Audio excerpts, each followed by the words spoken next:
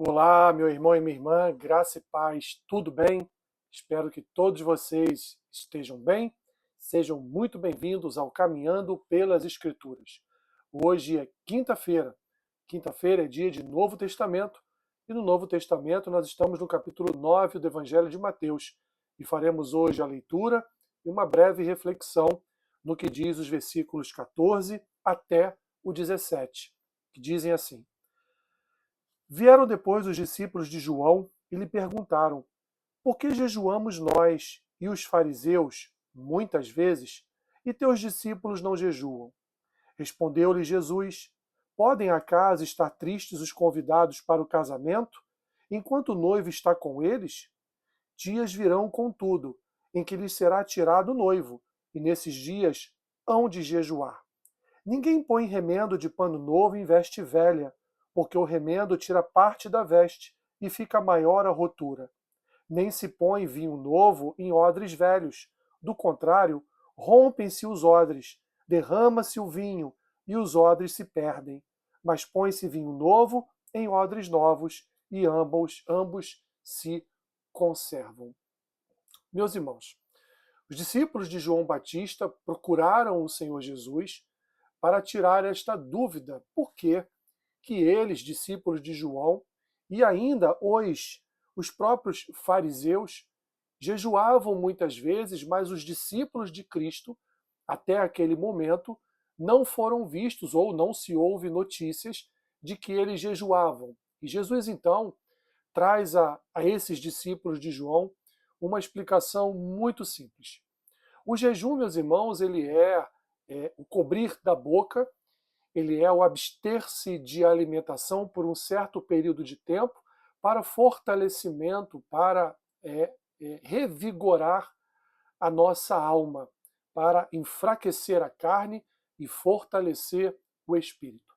Mas vejam bem, meus irmãos e irmãs, esses discípulos de Jesus estavam na presença do próprio Senhor Jesus. Quem os fortalecia naquele momento? Quem os alimentava naquele momento? Quem revigorava as suas almas naquele momento era a própria presença de Deus na terra, ao lado daqueles homens.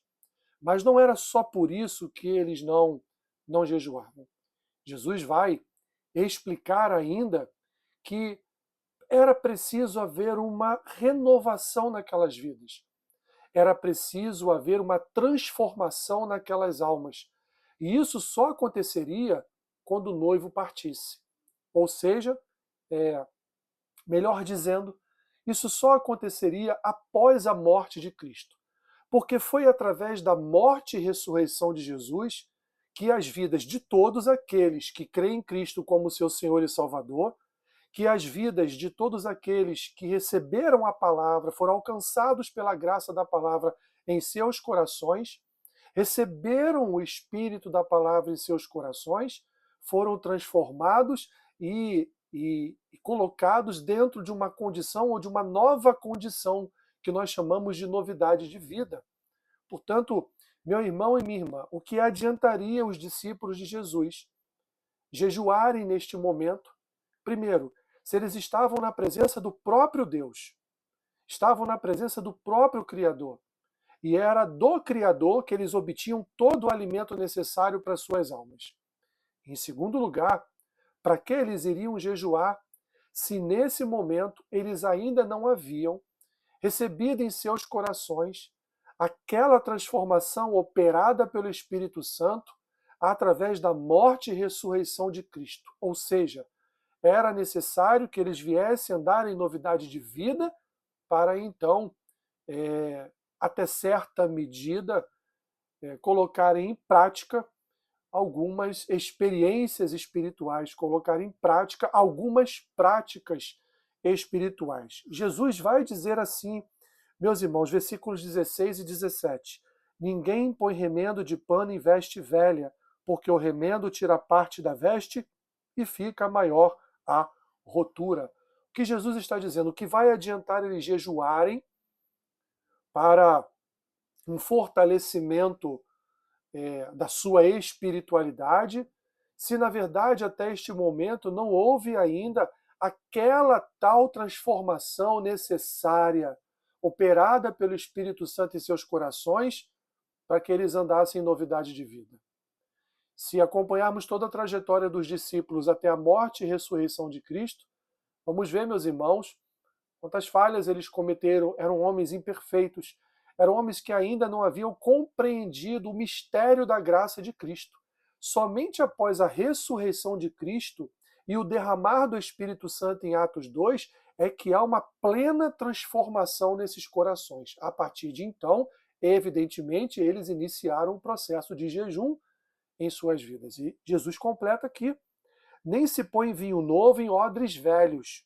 Do contrário, rompem-se os odres, derrama-se o vinho e os odres se perdem.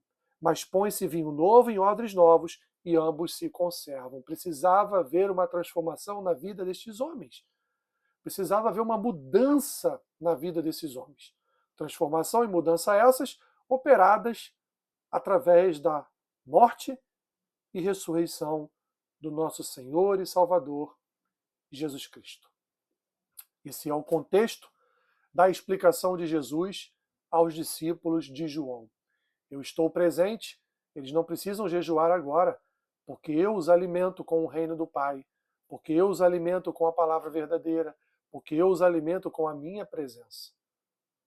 E, em segundo lugar, porque havia necessidade deles serem novos vasos para receberem vinho novo através dessa prática espiritual chamada jejum.